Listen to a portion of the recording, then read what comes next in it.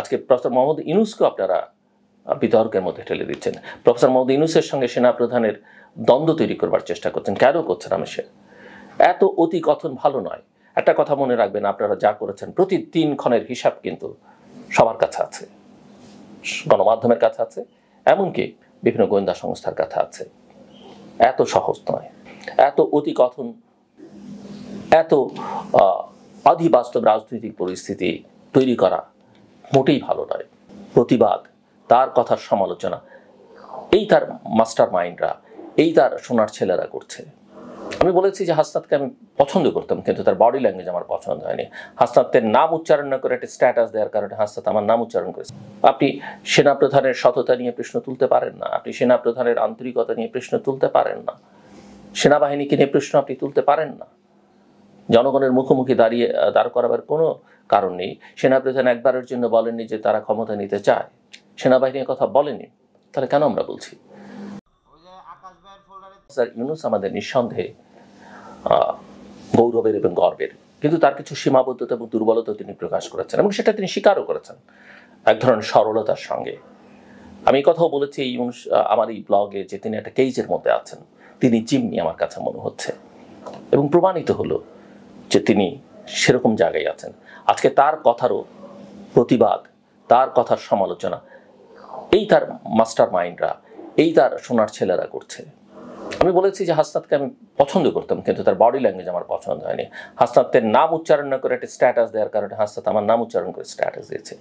কিন্তু আজকে হাসনাত কিংবা আসিফ মাহমুদ, হাসনাত তার ফেসবুকে স্ট্যাটাস দিয়ে আসিফ মাহমুদ একটা টেলিভিশন বা অনলাইন পোর্টালে তার একটা ভিডিও বার্তায়, এবং আরেকজন সমন্বয়ক বা অত্যন্ত গুরুত্বপূর্ণ সরকারও আছেন, গৃহযুদ্ধের কথা বলে তাদের নতুন পার্টি, নাহিদ ইসলামের নতুন পার্টি, জাতীয় নাগরিক কমিটি এবং তাদের নেতা নাসিরুদ্দিন পাটোয়ারি সহ তারা প্রফেসর মোহাম্মদ ইউনূসের বিরুদ্ধে যেসব কথাবার্তা বলছেন, সেনাপ্রধানের বিরুদ্ধে যেসব কথাবার্তা বলছেন, সেনাবাহিনীর বিরুদ্ধে যেসব কথাবার্তা বলছেন, অ্যাকসেপ্টেবল নয়।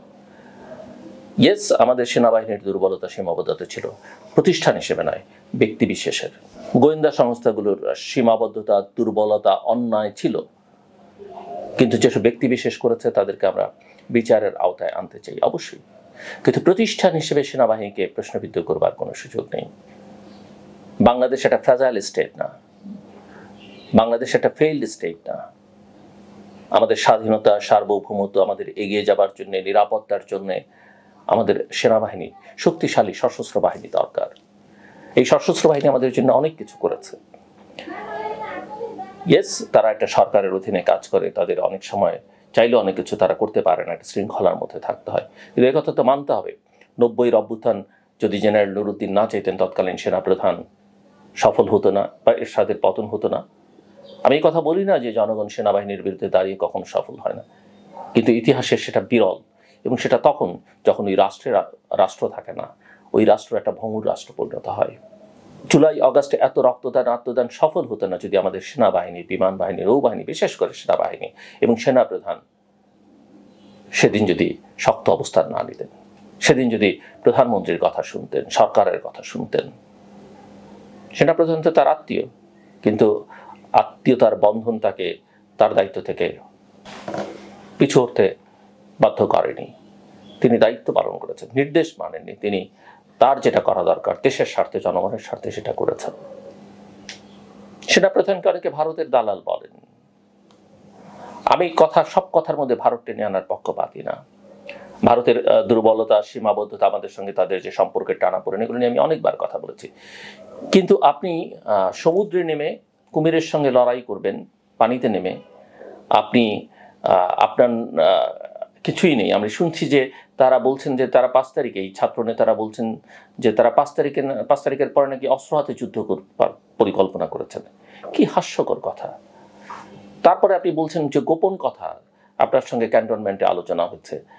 আমার কথা হলো, বা সেই সময় সরকার গঠন প্রক্রিয়ার মধ্যে যে আসিফ যেটা বলছেন, হাসনাত যেগুলো বলছেন, যেসব আলোচনা হচ্ছে, এইসব আলোচনা তাহলে তো আপনাদের সঙ্গে কেউ কথা বলবে না কোনোদিন। হ্যাঁ, একটা আলোচনায় অনেক রকমের আলোচনা, আপনি কি সব আলোচনা পাবলিক করেন? আমরা কি সবসময় করি?